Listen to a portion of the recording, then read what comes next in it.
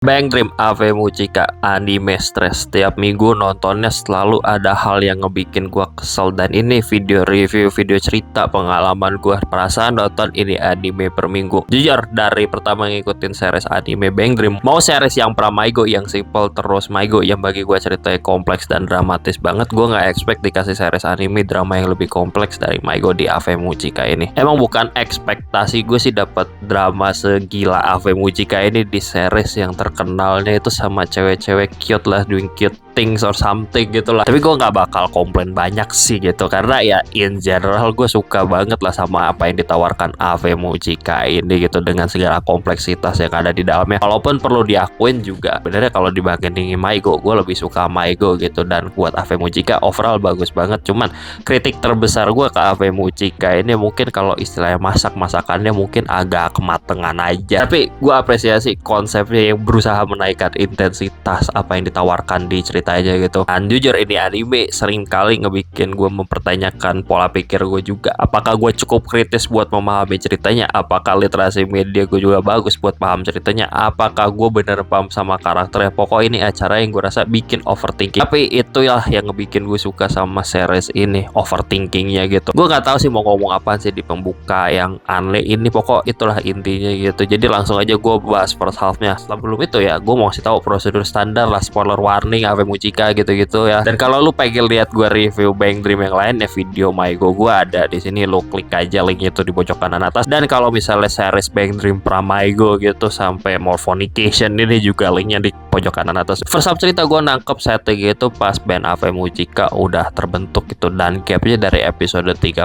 Maigo itu nggak jauh banget timelinenya. Dan pas Ave Mujica juga kan dibentuknya pas zaman Maigo juga di belakang layar. Episode 1 langsung dikasih drama gila yang ngebikin gue jujur gak suka sama Nyamu. Konsep Ave Mujica kan konser dicampur elemen teatrikal gitu ya, dengan pakai topeng-topengan buat nutupin identitasnya dengan alasan yang mayoritas anggotanya setuju, cuman Nyamu doang yang gak setuju gitu. Nyamu gak ada agen, gak ada apa, tiba-tiba topeng semua orang ditarik, kayak bro gak ada persetujuan apa-apa gitu, tiba-tiba ngedox member sendiri, kan lucu ya. Lebih fair ya, justifikasinya sih sebenarnya tindakan Nyamu yang ngaco ini karena Sawasaki dijanjiin dapat angka gitu, karena si Nyamu ini kan konten kreator gitu, dan dia juga pengen ngebet jadi terkenal kan. Dan di saat ngeliat member ya Ave Mujica ini bukan orang-orang yang biasa aja gitu, orang-orang terkenal semua, kayak si Wika ini kan idol gitu, sama grupnya yang lain tuh namanya si Sumimi, terus juga Mutsumi kan anaknya artis terkenal, dan Sakiko juga ada konglomerat terkenal, dan ditambah juga si Yahata Umiri kan itu member banyak band gitu, dan gua rasa lumayan terkenal juga lah. Jadi Nyamu itu pengen banget tuh dapat angka aja dari situ. Tapi kesalnya gue sama Nyamu di first half ini cuma mikir sistem bisnisnya aja doang gitu. Makanya kalau topik dibuka ya bener Ave Mujica jadi langsung naik banget sih popularitasnya. Dan di satu sisi pas dia mentingin angka doang, efek beratnya gede banget yang ngebikin Ave Mujica sempet bubar, sempet hiatus gitu, dan malah jadi sumber trauma Mutsumi yang ngebikin split personality muncul yang namanya Mortis itu gara-gara topengnya dibuka. Oleh ya pada gak sadar gitu sama hal ini, tapi pas sadar ternyata dia punya kepribadian ganda si Mutsumi, jadi ada Mortis ini ketahuan ya obviously gak bisa mangkung lagi gitu, makanya bubar. Terus hal lainnya yang mau gue sorot di first half cerita, kita ada di reveal backstory Sakiko yang ditis dari zaman anime Maigo, dan di sini dijelaskan dengan detail kenapa dia ngebubarin Cryshik yang karena masalah keluarganya dan ribet banget. Dia ini ngebikin band buat kebantu keuangan ayahnya juga tuh di Ave Mujica. Gue suka ya sama Saki di sini gitu, dia gak peduli gengsi kalau misalnya dia nih ya dulu orang terkenal, dia beneran ngebantu gitu demi bapaknya, tapi ternyata malah ditelantarin bapaknya, meskipun niatnya si Saki ini baik demi keluarganya juga. Tapi sekarang dia ini udah gak punya apa-apa, terutama pas Ave Mujica bubar, tanda petik dibantu kakeknya juga biar bisa balik ke rumah kakeknya yang masih kaya. Cuma ya dibantu ini lagi-lagi ada tanda petiknya agak gimana gitu, gue mikirnya shady banget tingkah kakeknya dia tuh. Anyway, yang jelas Sakiko di titik ini hilang arah banget itu pas Ave Mujica bubar hiatus gitu, dan gak tahu apa-apa dari Mutsumi juga. Dia nyalain dirinya sendiri kenapa jadi gitu atau apalah. Dan di satu sisi juga dia masih gak mau cerita gitu sama orang lain, terutama teman-temannya juga yang sebenarnya teman-temannya tuh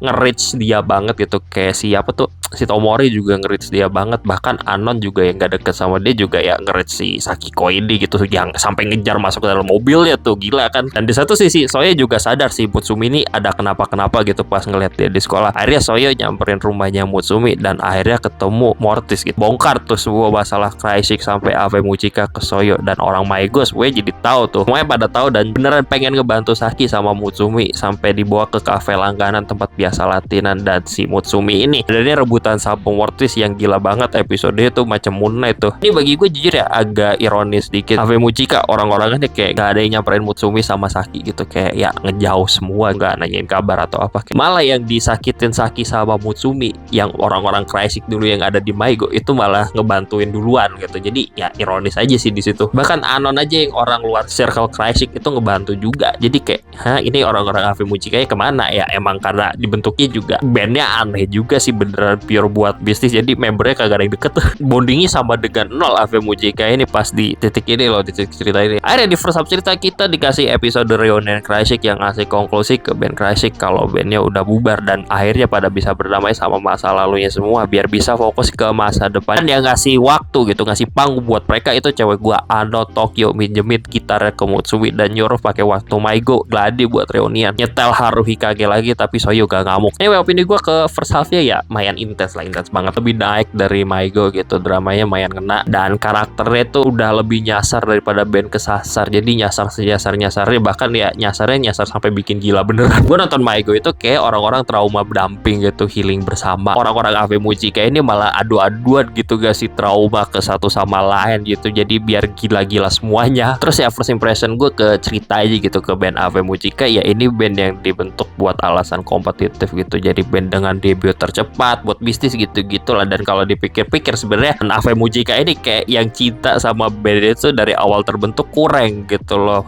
Yang ada coba buat formalitas sama kepentingan masing-masing, gak ada bersatunya. Mereka ini gak ada yang lihat ke satu sama lain anggotanya buat buka-bukaan dan nurunin ego masing-masing, karena ego orang di dalamnya ketinggian tuh di first half cerita, yang ngebikin bandnya cepat pecah. Dan ironis ya, orang yang pertama pengen banget band ini jadi satu suara adalah Umiri, yang kelihatannya paling cuek ternyata pengen ngejadiin Ave Mujica sebagai rumahnya juga. Dan dia ini yang pertama banget nurunin egonya, yang bakal lebih detail gue bahas di segmen karakternya sama second half ceritanya. Pokok first half ceritanya intens banget. Dan kalau misalnya Anon itu gue bilang kita ikuyo dikali 10, si Nyamu ini kita ikuyo dikali 100 gitu. Anyway, buat second half fokusnya adalah ya comeback Ave Mujica gitu ceritanya, yang diawali banget setelah konser Kreisik atau ya Gladi Kreisik tipis-tipis lah di situ. Dan yang triggernya tuh Umiri lah nyamperin di live house-nya di ring itu, cuma langsung ditolak. Cewek sok edgy penyendiri ternyata iri banget ngeliat Kreisik manggung dan pengen punya band yang vibes-nya kayak gitu, koneksinya satu sama lain, makanya paling ngebet gitu buat jatuhin Ave Mujica, walaupun ditolak balik gitu sama semua orang kecuali Mortis yang kayaknya agak diperalat si Umiri sih, jujur paling ngebet pengen dipercaya orang-orang trauma masa lalu ini cewek sumpah. Terus second half menariknya buat gue adalah momennya konflik Kreisik yang terjadi gara-gara ini dua cewek kayak gak peduli sama apa yang mereka pengen sendiri, yang penting orang lain seneng. Si Saki pengen Kreisik balik buat Mutsumi dan Mutsumi pengen Kreisik balik buat Saki. Dan kan si Mortis kepribadian lainnya si Mutsumi, yang satu pengen dia Ave Mujica. Gue mungkin overthinking ke Mortis Mutsumi ini, tapi kalau kita ngomongin dua kepribadian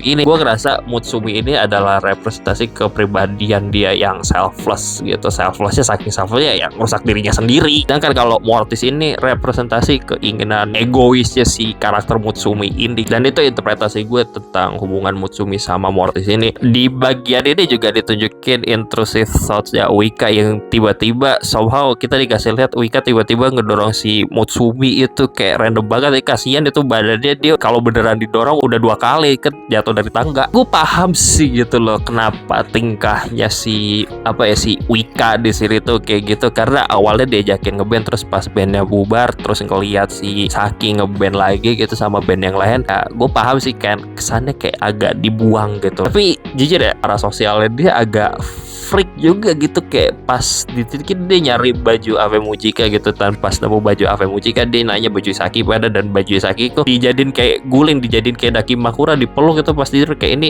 cewek freak banget. Dan freaknya itu kenapa gue mempertanyakan juga kenapa ini cewek freak banget. Anyway kan dia pecah kaca tuh di satu kafe isinya orang Ave Mujica sama Maigo yang somehow keseret masalah rumah tangga orang lain. Kayak si Umiri yang keluar dari semua bandnya biar fokus sama band Ave Mujica, terus nyinyirin Saki, lo mau balikan deh sama mantan. Tika yang bingung gimana dan kayak kagak diperhatiin gitu. Mutsumi sama Mortis lah drama juga. Terus Jamu ngeliatin dari atas tiba-tiba ngomong jijik lo semua. Gue ngebayangin si yang shift di kafenya pas itu si Ririko terus si saya si Kasubir itu bingung gitu mau gimana gitu, mau keluar dari dapur gitu. Terus besokannya si Taki dipaksa cerita itu kenapa itu band itu orang-orang berantem ya apaan sih, disuruh gibah gitu. Jujur ya, konflik di cafe ring ini agak anti klimaks, cuma ada lagi-lagi mau gimana gitu, emang resolve-nya ya paling bener gue rasa juga kayak gitu dari apa yang ada di vibe cerita aja. Dan Soyo ngeliat Mortis mental breakdown dan langsung ngeluarin Mortis ini sweet banget sih. Dan di sini ya udah peran karakter Maiko bagi gue udah cukup lah sampai sini. Sisanya karakter Ave Mujica mau kayak gimana. Dan pada ngumpul tuh di rumah Mutsumi dan si Saki di pressure buat ngelanjutin Ave Mujica yang pada akhirnya sih setuju aja, walaupun di titik ini kayak kelihatannya masih setengah hati kalau ngeliat tindakannya juga sama gesturnya juga. Di satu sisi gue juga mau nge-highlight Nyamu agak ironis, dia nge-treat Ave Mujica sebagai batu loncatan karirnya yang bisa dia tinggalin kapal aja. Tapi pada akhirnya dia cuma punya Ave Mujica doang sekarang di karirnya. Gak ada salahnya sih nge-treat karir kayak gitu. Gue paham kok batu loncatan gitu-gitu. Cuman rasanya disrespectful aja gitu ke bandnya. Makanya rasanya ironis. Dan di titik ini gue ngerasa Nyamu itu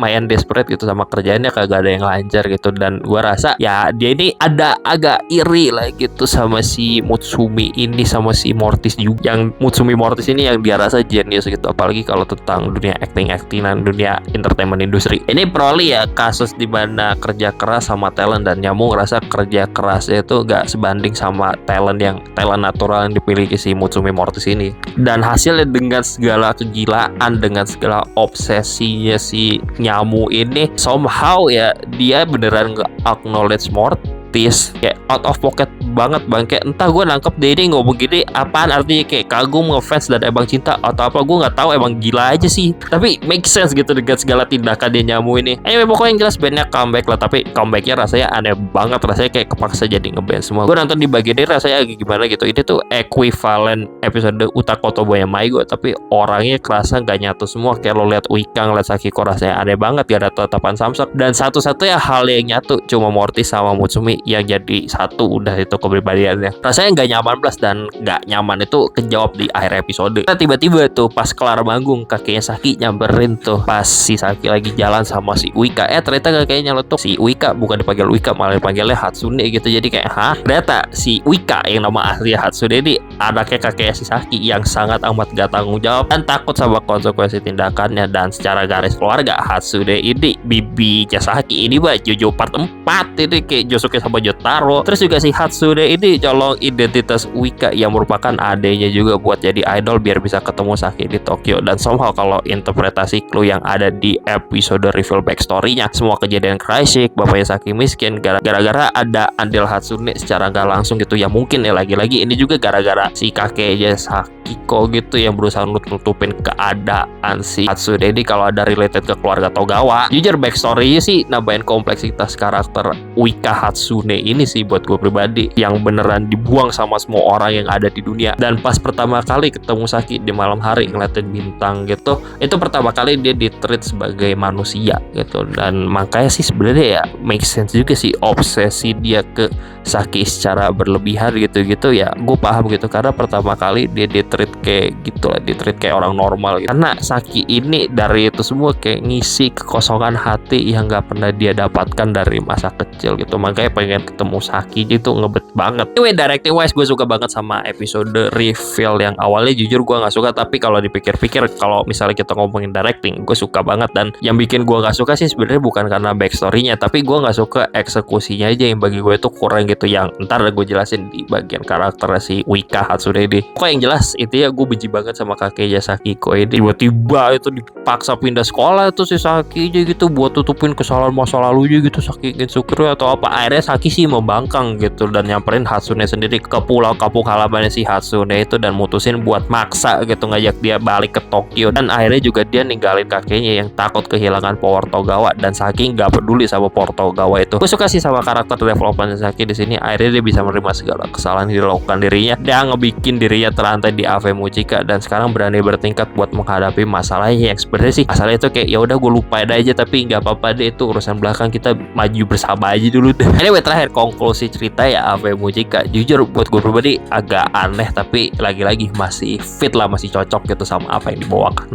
Ya walaupun ada minusnya, dan gue ngerasa cocok sama temanya itu karena ya semua karakternya gitu goalsnya akhirnya serupa gitu. Kayak kesannya apa yang gue tangkap adalah band Ave Mujica ini isinya orang-orang yang capek sama masalah di dunia, entah karena konsekuensi dari tindakan mereka sendiri atau juga karena hal yang emang gak bisa mereka kendalikan. Band Ave Mujica bersatu dikarenakan mereka semua pengen ya udah kita nyinyir bersama gitu di penjara yang mereka ciptakan ini, penjara Ave Mujica ini. Apakah gue puas sama konklusi cerita Ave Mujica origin dari sini? Jujur puas dan gak puas di saat bersamaan gitu. Banyak banget pertanyaan yang belum kejawab gitu di Ave Mujica ini, dan untungnya sih, dan gue berharap sih karena somehow tiba-tiba di confirm gitu ada sequelnya yang gabungan sama cerita band Maigo juga. Gue harap pertanyaan gue ke orang-orang Ave Mujica ini yang belum kejawab ya kejawab lah gitu. Dan selanjutnya gue mau ngomongin keterlibatan band Maigo juga, karena gue sadar di saat kita ngomongin Ave Mujica lu nggak bisa nggak ngomongin band Maigo juga, dan di saat lu ngomongin Maigo lu nggak bisa nggak ngomongin Ave Mujica juga,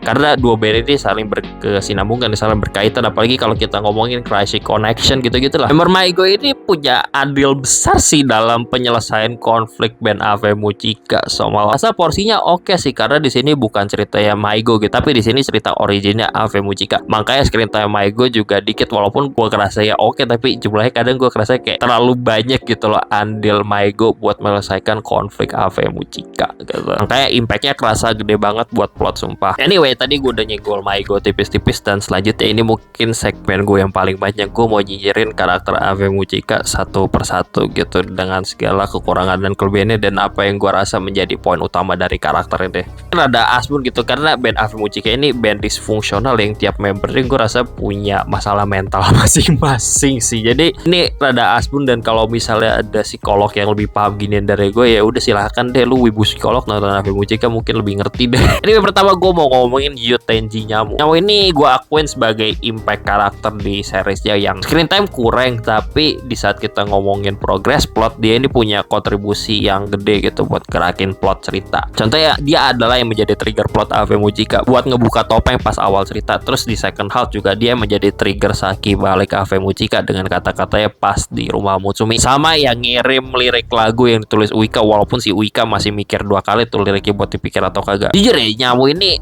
unironically yang somehow itu paling normal di Ave Mujica. Cuma tiba-tiba ya dia kegeret masalah gede, dan sebenarnya kegeret masalah gede ini juga ya karena tindakan dia sendiri juga sih kalau dipikir-pikir. Di awal cerita kayak gue tekanin tadi, semua itu gue rasa di mata Nyamu cuman bisnis doang. Gimana caranya terkenal dan dapat duit banyak gitu, dan mungkin kalau misalnya diperdetail mungkin ada hubungannya juga sama keluarganya yang belum kejawab juga sih. Pertanyaan gue nangkepnya Nyamu ini rada carry keuangan keluarga sih gitu, kayak dia ngasih hadiah pas teleponan itu. Tapi seiring jalannya cerita gue nangkep dia ini ya insecure dan punya imposter syndrome, apalagi pas ngeliat Mutsumi Mortis yang dia kagum, cinta atau apalah, supaya itu freak banget kayak yang gue bilang, tiba-tiba kayak gitu. Kayak ironis banget rasanya Nyamu yang awalnya ngejadiin Ave Mujica sebagai batu loncatan, ternyata seiring jalannya cerita pas karirnya lagi turun-turunnya lagi nggak bener, ujungnya dia cuma punya Ave Mujica doang yang awalnya dia ngerasa bisa dia buang kapan aja, bisa dipermainkan, ternyata ya ini doang yang dia punya. Gue ngarep sih ya di sequelnya ya screen time Nyamu ini diperbanyak gitu, karena tingkahnya jujur gue oke lah menerima dia gitu, kayak deket sama si Mutsumi gitu.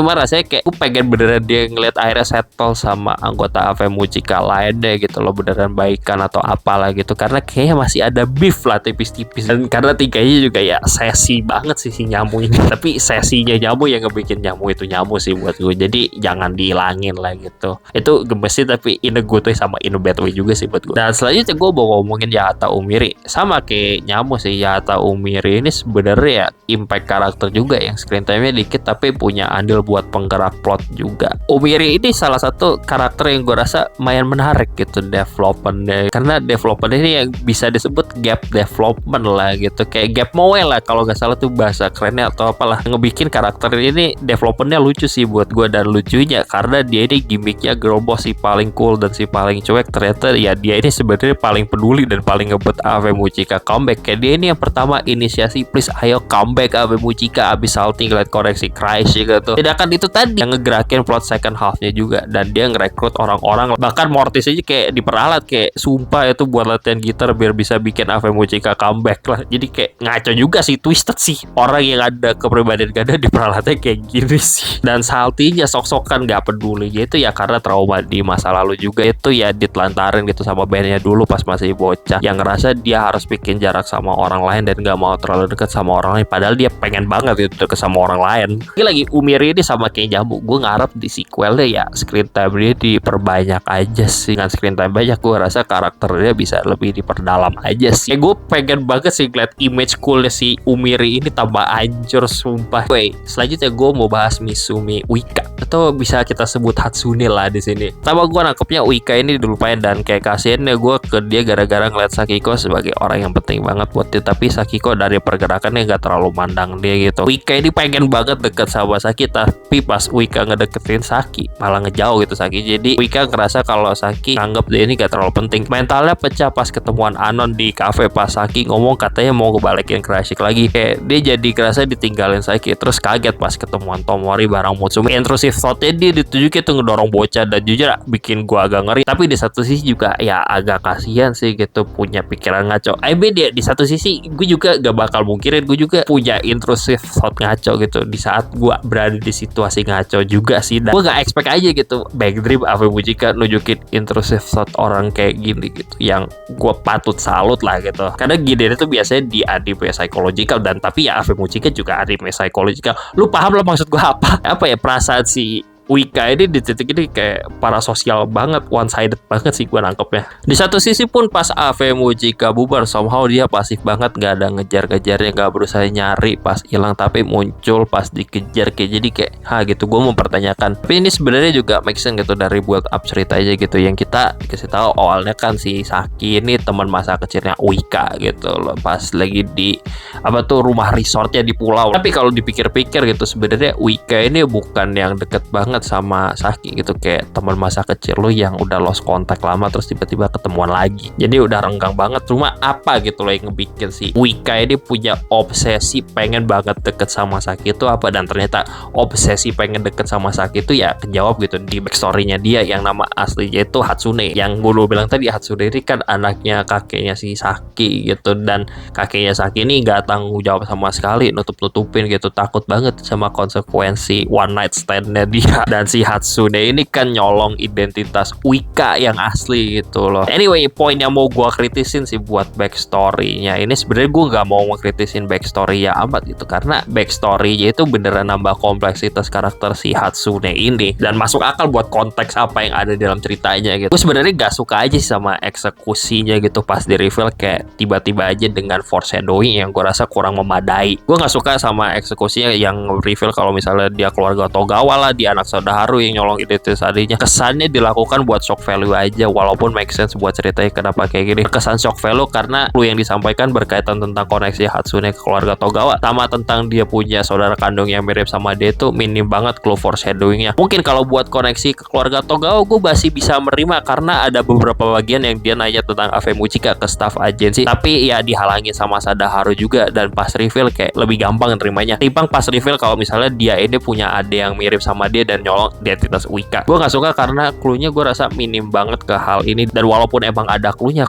itu gue rasa gampang didismiss. Gue ngerasa buat cerita yang punya twist gede banget itu, foreshadowing itu harus jelas gitu, dan sebenarnya jelas yang gue maksud itu hidden in a plain sight lah buat gue pribadi gitu. Dan walaupun lu gak nangkep hal itu clue, dan pas lu cek ulang, oh ternyata gitu ya, itu make sense banget. Anyway, caranya biar foreshadowing itu bagus, ada cara dimana lu konsisten ngasih informasi ke audiens secara terus menerus, yang ngebikin lu mempertanyakan tindakan karakter itu kenapa-kenapanya gitu. Sisi lain gue ngerasa buat foreshadowing itu bisa bagus, itu clue-nya kalaupun dikit banget itu harus clue yang kerasa sangat major dan gak gampang didismiss gitu. Sedangkan buat clue tentang backstory si Hatsune ini punya saudara kandung, bagi gue gampang didismiss. Dan kenapa kagak dikasih clue secara terus menerus, itu karena ya screen time si Hatsune Uika ini dikit gitu. gitu. Gua rasa yang harus jadi informasi major yang gak gampang di dismiss itu kan yang cerita tentang boneka Saki gitu. Pas lagi nginep di rumahnya si Wika gitu, dia udah cerita pas dia masih bocah gitu, boneka ini adalah gini-gini gitu. Cuman rasanya kalau dipikir-pikir, lu itu buat gue pribadi gampang banget di dismiss, apalagi kalau kita ngomongin ingatan bocah gitu. Jadi gue ajarin, oh ya ini kan lupa gitu pas masih bocah gitu. Lu juga gitu gak sih pas masih bocah gitu, lu lupa kan ingatan masa kecil lu, nggak sedetail-detail amat. Terus juga nih Wika yang asli itu gimana gitu, karena di sini kagak ditunjukin gitu loh Wika pendapatnya gimana. Wika yang asli bukan si Hatsune yang nyamar jadi Wika ini ya gitu. Karena gue rasa ini plot kegedean buat dikesampingin gitu aja. Ini bukan yang kayak kakaknya Taki gitu loh. Ini gede banget lah intinya, sumpah gue pengen tahu perasaan si Wika ini kayak gimana gitu, walaupun dia dikit aja gitu dialognya tipis-tipis. Dan gue ngarep di sequelnya sih ya kejawab misteri ini sumpah. Dan kalau lu pengen tahu contoh trope lain yang dimana seseorang menggantikan posisi orang lain itu yang lebih bagus gimana dari segala tindakan foreshadowingnya atau apalah, lu bisa lihat quest Archon di Genshin Impact bagian Fontaine. Itu bagus banget eksekusinya. Lu dikasih informasi yang konsisten tentang foreshadowingnya, ceritanya gitu-gitu, dan pas lu backtrack gitu, lu lihat informasi, wah make sense banget gitu, ini kenapa jadi ada dua karakter gitu loh ke orang ini gitu. Dan informasi yang diberikan juga susah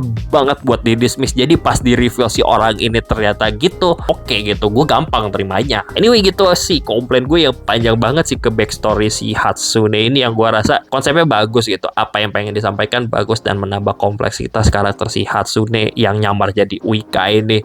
Cuman gue rasa ya eksekusinya kurang aja sih dari 2 poin itu tadi, gak ngasih informasi yang konsisten ataupun gak ngasih informasi yang major banget dan susah buat di dismiss gitu buat gue. Dan selanjutnya gue mau ngomongin Wakaba Mutsumi. Wakabu Mutsumi ini ya kepribadian gandanya dia gitu loh, yang bahasa kerennya DID atau DID, gue gak tau sih bacanya gimana, yang menjadi pusat konflik utama di anime ini, yang bahkan Salve itu fokusnya ke dia mulu seringnya. Gue nggak bisa nge-breakdown Mutsumi ini secara detail gimana gitu, karena ini mungkin masalah kayaknya paling enak kalau lu tanya psikolog deh sumpah ini tentang kepribadian ganda ini. Gue siapa gitu, gue coba wibu yang kagak tahu apa-apa kalau tentang masalah gini. Jelas tek gue ke Mutsumi dan gue kesel ke orang tuanya, kayak kesannya tuh dibiarin orang tuanya pada gak sadar ya anaknya punya ginian, dan emaknya malah nganggep anaknya saingan di entertainment industry dan berpikiran dia monster. Bapaknya juga kayak abai gak sih gitu, dan ginian gue ngerasa muncul gara-gara kurang support secara emosional gak sih pas dia bocah. Gak tahu deh, tapi ada implikasi kalau misalnya dia trauma gitu masa kecilnya. Jadi yang jelas gue kasihan banget sih pas si Mutsumi ini muncul. Dan masalah konflik Mutsumi Mortis ini ya emang konflik utamanya di Ave Muchika ini, dan orang-orang Ave Muchika langsung sadar si Mutsumi kenapa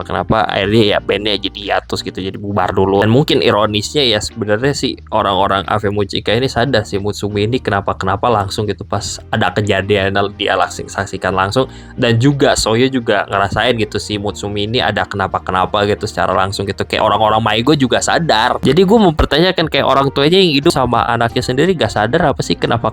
Meanwhile bocah SMA ingusan tuh ngeband semuanya langsung tahu masalah Mutsumi ini. Ya mungkin bocah SMA ini semua di Ave Muchika sama Maigo ini lebih deket sama dia dibandingkan orang tuanya, makanya kayak lebih kaget gitu sama masalahnya. Gue gak tahu juga sih sebenarnya orang tua si Mutsumi ini beneran ngurusin Mutsumi atau kagak juga dengan masalah yang dihadapin ini, pada sadar atau kagak. Mungkin ya pas gimmick nelpon dokteran macam Doppio di Jojo itu indikasi juga orang tuanya pernah manggil dokter atau apa gak sih, gue gak tahu deh. Manapun mau kepribadian Mortis atau Mutsumi ini ya ujungnya mereka ini satu bagian juga gitu. Tetap mereka ini harus di respect lah buat gue pribadi, mau pas jadi Mutsumi atau jadi Mortis. Dan yang paham ginian itu ironisnya lagi, yang paling paham ginian itu bukan orang-orang Ave Muchika aja ya. Yang paling respect kepribadian si Mutsumi Mortis ini Soyo, orang Mahigo, orang luar band Ave Muchika. Kayak orang-orang yang lain itu cuma pegang satu kepribadian doang ya. Si Saki ini, Mirase Saki itu cuma pegang Mutsumi doang. Si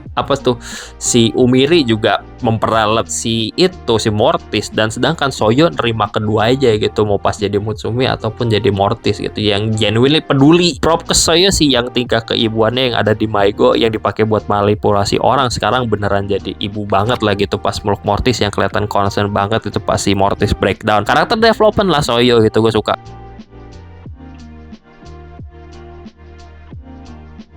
ujungnya gue suka lah sama dinamika yang dikasih Mortis dan Mutsumi ini. Dan gue gak expect Bang Dream ngasih karakter Gideon yang presentasi sangat gila buat gue pribadi. Presentasinya mantep gitu juga karena tiap kali scene Inner Thought Mutsumi Mortis itu ditampilkan, directing, visual, animasi, soundtracknya mantep, bikin branding mulu sumpah. Dan ini salah satu bagian favorit gue di anime AV Muchika. Cuman mungkin apa ya, konklusi konflik Mutsumi Mortis ini di sini agak kurang aja sih buat gue pribadi. Dan gue harapannya di sequel Lenter bisa diperdalam gitu, karena pas dilihat di episode terakhir ada hit lah Mortis tipis-tipis. Gue gak mau ngasih spoiler series lain, tapi mungkin ada perbandingan lain sih yang pengen gue tunjukin di sini adalah kalau lu ngikutin Hunter x Hunter, gue pengen banget sih sebenarnya rute Mortis, Mutsumi sama Saki ini agak mirip Aluka, Nanika sama Killua dari Hunter x Hunter sih, karena bagi gue tuh apa ya, cara yang bagus gitu buat handle konflik kayak gini buat gue pribadi ya. Karena mungkin kalau ke arah situ lebih ngena aja sih buat gue pribadi. Yang intinya sih sebenarnya Mortis Mutsumi ini karakter yang bagus, tapi ya perlu diperdalam tipis-tipis aja. Terakhir di sini gue mau bahas Togawa Sokiko yang gue cinta banget sama dia, dan di sini gue mau bahas in generalnya aja karena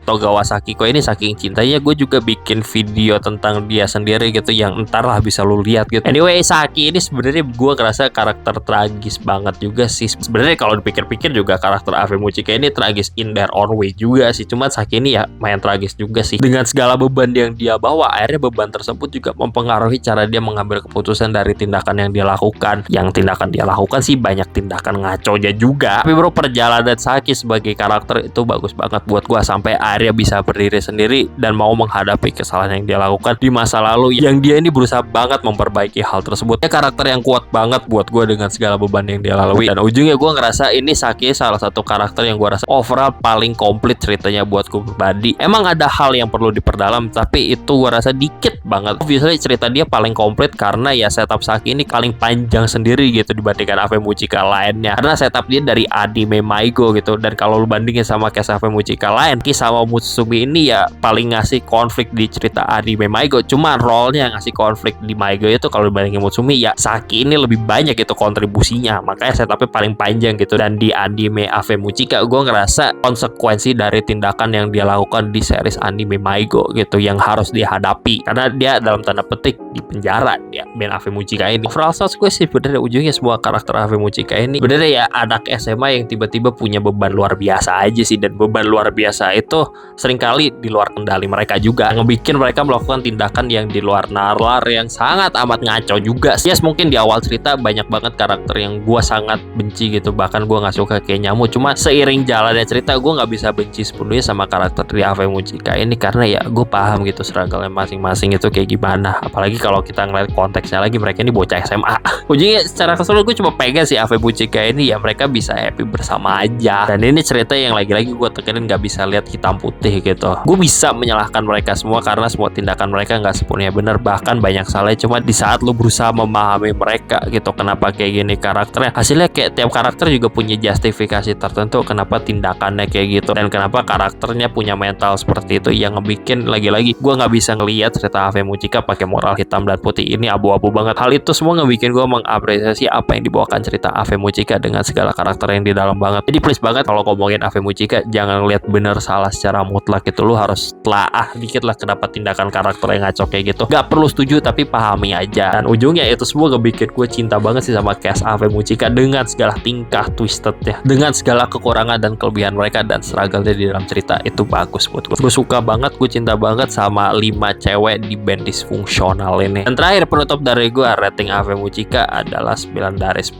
ya. Gue ngakuin ya anime ini banyak banget flow-nya banyak, dan gue juga ngasih rating segini juga ada personal bias juga sih, dimana itu gue suka trop kalau misalnya suatu karakter biasa ditempatkan di situasi luar biasa sih. Dan ya emang gue akuin mungkin ini gak sebagus Maigo juga, karena Maigo gue ngasih rating itu kagak pakai angka sama sekali, saking bagusnya, saking ngenai buat gue. Tapi perlu gue apresiasi juga sih perjalanan series Bang Dream ini dan berusaha berinovasi, ngasih cerita yang lumayan twisted buat gue pribadi. Mungkin ya ada yang gak suka karena selera juga subjektif, dan mungkin ada yang prefer anime Bang Dream pra Maigo yang fokusnya itu kompetisi musik sama drama-dramanya juga ada gitu. Dan mungkin ada yang prefer Maigo juga karena ya cerita coming of age-nya ngena banget di Maigo gitu. Dan gue gak mempermasalahkan hal tersebut lah, selera subjektif. Walaupun gitu gue gak expect aja sih Bang Dream beneran ngasih cerita dark yang dark dan edgy sih sebenarnya. Tapi juga gak bisa dipungkiri mungkin karena pertama kali mereka bikin cerita dark sama edgy, mungkin masakannya juga ya agak kematangan, overcook lah. Harapan gue sih ya di sequel Ave Mujica yang bareng Maigo juga, karena hubungan antar band Maigo sama Ave Mujica diperdalam dan hubungan antar anggota di tiap band masing-masing juga diperdalam. Dan juga screen time karakter yang kurang di anime Maigo sama di Ave Mujica juga beneran ditambahin, yang gue rasa dengan ngasih banyak screen time bisa memperdalam karakter yang screen time yang kurang juga. 1 juta pertanyaan gue ke anime Ave Mujica gitu, yang itu si Uika yang asli kemana juga bisa kejawab di sequelnya. Nah sebenarnya lumayan banyak juga sih plot point di Ave Mujica sama Maigo yang gue rasa perlu dijawab di sequelnya sih. Jadi itu aja deh nyinyiran gue ke Ave Mujica. Bye.